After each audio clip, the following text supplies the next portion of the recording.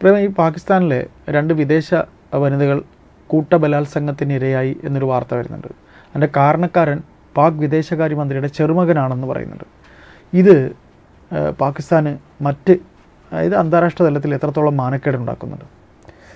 ഇത് സംഭവം നടക്കുന്നത് കഴിഞ്ഞ ജൂൺ 29 ഇതിൽ ഇരയാക്കപ്പെട്ടത് ആസ്ട്രിഡ് ഗബ്രിയല റോബിൻസൺ ബ്രാച്ചോ, പിന്നെ സ്റ്റെഫാനി അഡ്രിയാന. ഇവർ നെതർലാൻഡ്സ് വെനസ്വേല സ്വദേശികളാണ്. അപ്പോൾ ഈ സംഭവം ഇതിൽ അറസ്റ്റിലായത് റാസ ദർ എന്ന് പറയുന്നയാൾ. ഈ റാസ ദർ എന്ന് പറയുന്നത് പാകിസ്ഥാൻ്റെ വിദേശകാര്യമന്ത്രി ഇഷാഖ് ദറിൻ്റെ ചെറുമകനാണ്. കൂടാതെ ഹസൻ റാസ, സിക്കന്ദർ ഖാൻ, സാജിദ് അലി ഇവരും പിടിയിലായിട്ടുണ്ട്. മൊത്തം 4 പേര് പിടിയിലായിട്ടുണ്ട്. ഒരു സെക്യൂരിറ്റി ഗാർഡും ഈ കേസിലുണ്ടെന്ന് പറയുന്നു. അങ്ങനെ 5ാമതൊരാൾ ഒളിവിലാണ്. അപ്പോൾ ഈ പ്രതികളെ അറസ്റ്റ് ചെയ്തു. വരുന്ന ജൂലൈ 8 വരെ ഇവരെ റിമാൻഡ് ചെയ്തേക്കുകയാണ്. അതിനുള്ളിൽ അന്വേഷണ റിപ്പോർട്ട് സമർപ്പിക്കണമെന്നുള്ളതാണ് മജിസ്ട്രേറ്റ് കോടതി ഉത്തരവിട്ടേക്കുന്നത്. അപ്പോൾ ഇതിൽ ഉൾപ്പെട്ടിരിക്കുന്ന ഈ പെൺകുട്ടികൾ ഇവർ ഈ റാസ ദർ, ഈ വിദേശകാര്യമന്ത്രിയുടെ ചെറുമകനുമായിട്ട് നേരത്തെ പരിചയമുള്ള ആൾക്കാരാണ്. അപ്പോൾ ഇവർ നമ്മുടെ സിംഗപ്പൂരിൽ വെച്ച് ഒരു ക്രിപ്റ്റോ കറൻസി ബിസിനസ് സ്ഥാപനത്തിൽ സഹപ്രവർത്തകരായിരുന്നു ഇവർ 3 പേരും. അപ്പോൾ അവിടെ വെച്ചുള്ള സൗഹൃദത്തിൻ്റെ അടിസ്ഥാനത്തിൽ ഈ റാസ ദർ ഈ 2 വനിതകളെയും പാകിസ്ഥാനിലേക്ക് ക്ഷണിക്കുന്നു. അപ്പോൾ അതിനു വേണ്ടിയിട്ട് ബിസിനസ് വിസയാണ് ഇവർക്ക് ശരിയാക്കി കൊടുക്കുന്നത്. അപ്പോൾ ബിസിനസ് വിസ ശരിയാക്കണമെങ്കിൽ റാസ ദർ വിദേശകാര്യ മന്ത്രാലയത്തിൽ വിദേശകാര്യമന്ത്രിയുടെ ചെറുമകൻ എന്ന നിലയിൽ തൻ്റെ സ്വാധീനം ചെലുത്തി ഇവർക്ക് ബിസിനസ് വിസ ശരിയാക്കി കൊടുത്തു എന്നുള്ളതാണ് സംഗതി. അങ്ങനെ ഈ 2 പെൺകുട്ടികളും ലാഹോറിൽ വിമാനത്താവളത്തിൽ വന്നിറങ്ങുമ്പോൾ ഈ റാസ ദറും അദ്ദേഹത്തിൻ്റെ സുഹൃത്തുക്കളും ഇവരെ കൂട്ടിക്കൊണ്ടു പോയിട്ട് ഒരു വീട്ടിൽ ഇവരെ തടങ്കലിൽ പാർപ്പിക്കുന്നു. ഇവരെ ആയുധം കാട്ടി ഭീഷണിപ്പെടുത്തുന്നു. എന്നിട്ട് ഇവരോട് ആവശ്യപ്പെടുന്നത് 15 ലക്ഷം അമേരിക്കൻ ഡോളർ മോചനദ്രവ്യം വേണം. അപ്പോൾ അത് കിട്ടുന്നില്ല എന്ന് കണ്ടപ്പോൾ ഇവരുടെ കയ്യിൽ ഈ ക്രിപ്റ്റോ കറൻസി അതിനെക്കുറിച്ച് ഉള്ള വെളിപ്പെടുത്തൽ ഇപ്പോഴാണ് വന്നേക്കുന്നത്. അതിൽ ഈ ആസ്ട്രിഡ് ഗബ്രിയല റോബിൻസൺ ബ്രാച്ചോ എന്ന് പറയുന്ന ആ വനിത മജിസ്ട്രേറ്റിന് 164 വകുപ്പ് പ്രകാരം രഹസ്യമൊഴി കൊടുത്തിട്ടുണ്ട്. അപ്പോൾ ആ മൊഴിയിലെ വിവരങ്ങൾ പറഞ്ഞത് പ്രകാരം ഇവർ മോചനദ്രവ്യം ആവശ്യപ്പെട്ടു. അതില്ലാത്തതിൻ്റെ പേരിൽ പിന്നെ ക്രിപ്റ്റോ കറൻസി, കാര്യം ഇവർ ആ ഒരു മേഖലയിൽ ജോലി ചെയ്തവരായത് അതിനെക്കുറിച്ച് ഇയാൾക്ക് അറിയാം. അപ്പോൾ ഇവരെ ഭീഷണിപ്പെടുത്തിയിട്ട് ക്രിപ്റ്റോ കറൻസിയുടെ വിവരങ്ങൾ അടങ്ങിയ ലാപ്ടോപ്പ് എവിടെയാണെന്ന് ചോദിച്ചു. അപ്പോൾ ഇവർ പറഞ്ഞു എൻ്റെ ഗ്രീൻ ബാഗിലുണ്ട്, എൻ്റെ പച്ച നിറത്തിലുള്ള ബാഗിലുണ്ട് എന്ന് പറയുന്നു. അങ്ങനെ ഇയാളത് കൈക്കലാക്കിയിട്ട് അതിൻ്റെ പാസ്വേഡും മറ്റു കാര്യങ്ങളൊക്കെ ചോദിക്കാൻ തുടങ്ങി. പക്ഷേ ഇവരത് കൊടുക്കാൻ വിസമ്മതിച്ചു. അപ്പോൾ അതിൻ്റെ പേരിൽ ഇവരെ മർദ്ദിച്ചിട്ട് ഇവരെ ഇതിൽ ഈ പറയുന്ന ആസ്ട്രിഡ് ഗബ്രിയല റോബിൻസൺ ബ്രാച്ചോ എന്ന് പറയുന്ന അവരുടെ മൊഴി പ്രകാരം ഇവരെ മുകളിലത്തെ മുറിയിലെ കിടപ്പുമുറിയിൽ കൊണ്ടുപോയി 2 പേർ ചെന്ന് ഇവരെ ബലാത്സംഗം ചെയ്തു. മറ്റൊരാൾ തോക്ക് ചൂണ്ടി ഇവർക്ക് കാവൽ നിന്നു. ഇവർ അലറി വിളിക്കാൻ നോക്കിയപ്പോൾ ഇവരെ മർദ്ദിച്ച് അവശരാക്കി പുറത്ത് ശബ്ദം ഉണ്ടാക്കാത്ത രീതിയിൽ ചെയ്തു. ആ കൂട്ടത്തിൽ ഈ റാസ ദർ എന്ന് പറയുന്ന ഈ വിദേശകാര്യമന്ത്രിയുടെ ചെറുമകൻ ഇവരുടെ കോണ്ടാക്ട്സിലുള്ള മറ്റുള്ളവരെ ഫോണിൽ വിളിക്കാൻ തുടങ്ങി.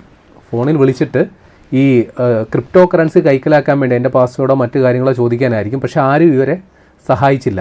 ഈ പണം കൊടുക്കുന്നതിനെ സംബന്ധിച്ച് ആരും വന്നില്ല.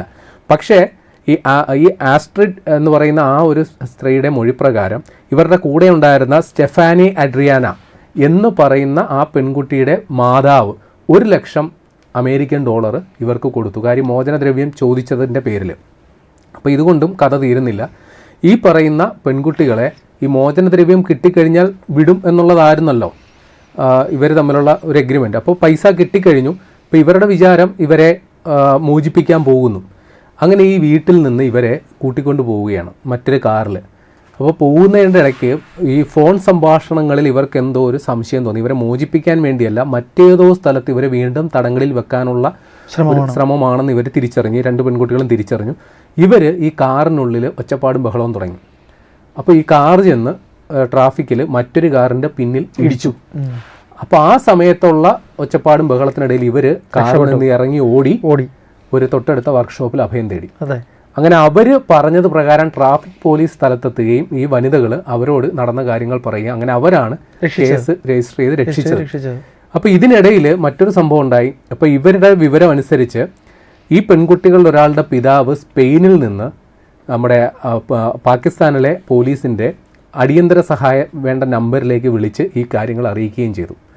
അപ്പോൾ ഇത് ചുരുക്കി പറഞ്ഞാൽ ഇപ്പോൾ ഈ സംഭവം നയതന്ത്ര തലത്തിൽ വലിയ പ്രശ്നമായിട്ടുണ്ട്. കാര്യം ഈ 2 പെൺകുട്ടികൾ, ഒരാൾ നെതർലാൻഡ്സ് സ്വദേശി, ഒരാൾ വെനസ്വേലൻ സ്വദേശി, ഈ 2 രാജ്യങ്ങളുടെ എംബസികൾ ഈ വിഷയത്തിൽ ഇടപെട്ടിട്ടുണ്ട്. കാര്യം ആക്രമിക്കപ്പെട്ടത് അവരവരുടെ രാജ്യത്തെ പൗരത്വമുള്ളവരാണ്. അപ്പോൾ ഒരു രാജ്യത്ത് വിദേശികളായിട്ട് വരുന്നവരുടെ സുരക്ഷിതത്വം ഉറപ്പാക്കേണ്ടത് ആ രാജ്യത്തുള്ളവരുടെ കടമയും ഉത്തരവാദിത്വമാണ്. അതെ. അപ്പൊ ഈ രീതിയിൽ, അതായത് വിദേശകാര്യ മന്ത്രിയുടെ ചെറുമകൻ ഉൾപ്പെട്ട കേസെന്ന നിലയിൽ ഇതിന്റെ ഗൗരവം വർദ്ധിക്കുകയാണ്. കാര്യം വിദേശകാര്യ മന്ത്രാലയത്തിലെ എന്താ പറയുക സ്വാധീനമൊക്കെ ചെലുത്തിയിട്ടായിരിക്കും വിസയൊക്കെ റെഡിയാക്കി കൊടുത്തത്. അപ്പൊ ഈ 2 രാജ്യത്തെ എംബസികൾ വലിയ നടുക്കവും ഖേദവും പറഞ്ഞിട്ടുണ്ട്. ഇനി വേറെയും ചില കുഴപ്പങ്ങൾ കൂടിയുണ്ട്. ഈ 2 പെൺകുട്ടികളും ഇപ്പോൾ ഈ മജിസ്ട്രേറ്റിന് മൊഴി നൽകിയ ശേഷം അവരവരുടെ നാടുകളിലേക്ക് പോയിട്ടുണ്ട്. അപ്പോൾ ഇനി ഇവരുടെ മൊഴി എന്ന് പറയുന്ന മജിസ്ട്രേറ്റിന്റെ കയ്യിലിരിക്കുകയാണ്. എന്താണ് ഇവർ യഥാർത്ഥത്തിൽ കൊടുത്തിരിക്കുന്ന മൊഴി എന്നുള്ളത് അന്വേഷണ ഉദ്യോഗസ്ഥർക്ക് ഇനി അടുത്ത 8-ാം തീയതിയെ കിട്ടുകയുള്ളൂ. അപ്പോഴാണ് ഈ കേസിനെ കുറിച്ചുള്ള കൂടുതൽ വിശദാംശങ്ങൾ പുറത്തു വരുള്ളൂ. ഏതായാലും ഈ കാര്യത്തിൽ പാകിസ്ഥാനിൽ നിന്നുള്ള ഏതെങ്കിലും തരത്തിലുള്ള ഒരു ഔദ്യോഗികമായ വിശദീകരണം വന്നിട്ടില്ല. നാണക്കേടായി എന്നുള്ളത് ഉറപ്പാണ്. പക്ഷേ ഏതെങ്കിലും തരത്തിൽ ഇതിന്റെ വാസ്തവം ഇതാണെന്നോ അല്ലെങ്കിൽ ഈ കാര്യത്തിൽ ഞങ്ങൾക്ക് ഖേദമുണ്ടെന്നോ ദുഃഖമുണ്ടെന്നോ പറഞ്ഞിട്ട് യാതൊരു തരത്തിലുള്ള ചെറുപ്പക്കാരനെ അറസ്റ്റ് ചെയ്യുക അങ്ങനെ അതെ, ഇത് നിലവിൽ അറസ്റ്റിലാണ്. ഈ റാസാദർ എന്ന് പറയുന്ന വിദേശകാര്യ മന്ത്രിയുടെ ചെറുമകൻ അടക്കം 4 പേർ അറസ്റ്റിലാണ്, ഒരാൾ ഒളിവിലാണ് എന്നുള്ളതാണ്. അപ്പോൾ നിലവിലെ കാര്യങ്ങളുടെ രേഖകളൊക്കെ പരിശോധിക്കുമ്പോൾ ഈ സംഭവം നടന്നിട്ടുണ്ട് എന്നുള്ളത് പ്രാഥമികമായിട്ട് ബോധ്യപ്പെട്ടിട്ടുള്ളതാണ്. ഈ സ്ത്രീകൾ ലൈംഗിക പീഡനത്തിന് ഇരയായിട്ടുണ്ട് എന്നുള്ളതും സ്ഥിരീകരിക്കപ്പെട്ടിട്ടുണ്ട്.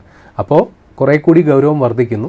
ഇവർ ചിലപ്പോൾ നമ്മൾ ഇങ്ങനെയും വ്യാഖ്യാനിക്കപ്പെട്ടേക്കാം, ഈ റാസാദറുമായിട്ട് ഇവർക്ക് മുൻപരിചയമുണ്ടല്ലോ, അപ്പോൾ ഈ പറയുന്ന രീതിയിൽ ഒരു അക്രമം നടന്നിട്ടുണ്ടാകുമോ സംശയം ആ രീതിയിൽ വന്നേക്കാം. പക്ഷെ അങ്ങനെയല്ല, ഇവരെ തോക്കിൻ മുനയിൽ നിർത്തി പീഡിപ്പിച്ചു എന്നുള്ളതാണ്. അപ്പോൾ ഇവരെ ഇപ്പോൾ കേസ് രജിസ്റ്റർ ചെയ്തേക്കുന്നത് ഈ ബലാത്സംഗ കുറ്റം, ആയുധം കാട്ടി ഭീഷണിപ്പെടുത്തൽ, പിന്നെ പണാപഹരണം തുടങ്ങിയ കാര്യങ്ങളൊക്കെ ചുമത്തിയാണ് ഇവരെ ഇപ്പോൾ അറസ്റ്റ് ചെയ്തേക്കുന്നത്. ഏതായാലും ഇതിൽ നിർണായകമായത് ഈ വാഹന അപകടമുണ്ടായതെന്തോ ദൈവഭാഗ്യത്ത് നിന്നൊരു സഹായം എന്ന പോലെ അത് ആ അവസരം ഈ വിദേശ വനിതകൾ കൃത്യമായി ഉപയോഗപ്പെടുത്തിയത് കൊണ്ടാണ്. അല്ലെങ്കിൽ ഇവരെ മറ്റേതെങ്കിലും സ്ഥലത്ത് വീണ്ടും തടങ്കലിലാക്കി ഇതേപോലെ മോചനദ്രവ്യം ആവശ്യപ്പെടുന്ന പരിപാടികളിലടക്കം കടന്നേക്കാം എന്നുള്ള സാധ്യതയും ഉണ്ടായിരുന്നു.